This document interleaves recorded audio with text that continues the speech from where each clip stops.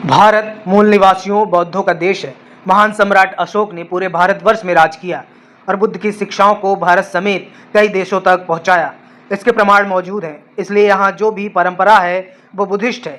बस उसका स्वरूप बदल दिया गया है। जैसे जैसे आक्रांता हुए वो इस देश में कब्जा करके बैठे, वैसे यहाँ की बुद्धिस्ट संस्कृति को पाखंड में बदल दिया। बुद्धिस्ट परंपरा को ही थोड़े बहुत बदलाव करके आज भी मनाया जाता है, जिसका प्रूफ कई किताबों शिलालेखों में मौजूद है।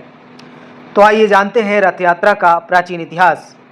पहला सबूत, चीनी यात्री फायान का यात्रा वृत्तांत 5वीं शताब्दी। चीनी बौद्ध भिक्षु फायान ने सन 399 से 414 ईस्वी के बीच भारत की यात्रा की। फायान ने अपनी किताब फाकुओ की में पाटलिपुत्र पटना का वर्णन करते हुए लिखा कि वहां हर साल चौथे महीने के 8वें दिन बुद्ध की मूर्ति को एक विशाल 4 पहिए वाले रथ पर बिठाकर पूरे शहर में घुमाया जाता था। इस रथ यात्रा में बुद्ध की मूर्ति के साथ बोधिसत्वों की मूर्तियां भी होती थी, ठीक वैसे ही जैसे आज जगन्नाथ, बलभद्र और सुभद्रा की मूर्ति होती है। सबूत दूसरा, चीनी यात्री वेनसांग का प्रमाण 7वीं शताब्दी। वेनसांग ने राजा हर्षवर्धन के समय ओडिशा यानी रुद्र देश की यात्रा की थी। उन्होंने अपनी डायरी सियुकी की में ओडिशा के चेलितलो बंदरगाह के पास एक प्रसिद्ध बौद्ध विहार का जिक्र किया है, जिसमें जहां विशाल रथ उत्सव आयोजित होते थे। तीसरा सबूत, पुरातात्विक सर्वेक्षक जनरल अलेक्जेंडर कनिंघम की खोज।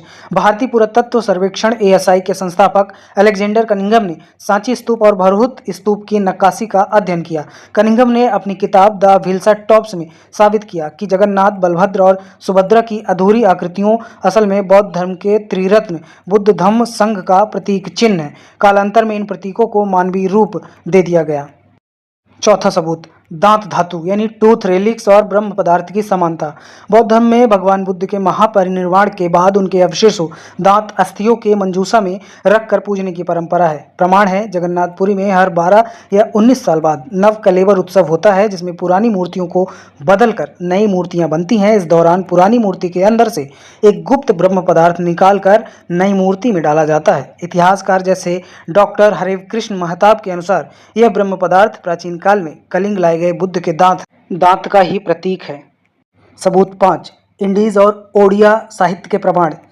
बौद्ध राजा इंद्रभूति 8वीं शताब्दी ने ग्रंथ ज्ञान सिद्धि के पहले श्लोक में लिखा है, प्राणिपत जगन्नाथम सर्वजिनवराधिकम, अर्थात मैं उन जगन्नाथ बुद्ध को प्रणाम करता हूँ जिनकी पूजा सभी जिनतो बौद्धों द्वारा की जाती है। लिखित प्रमाण 2, ओडिया के प्रसिद्ध मध्यकालीन कवि अच्युतानंद दास ने अपनी रचना शून्य संहिता में साफ लिखा है कि भगवान जगन्नाथ कोई और नहीं बल्कि स्वयं बुद्ध का अवतार हैं, जो निराकार के रूप में प्रकट हुए। छठा सबूत,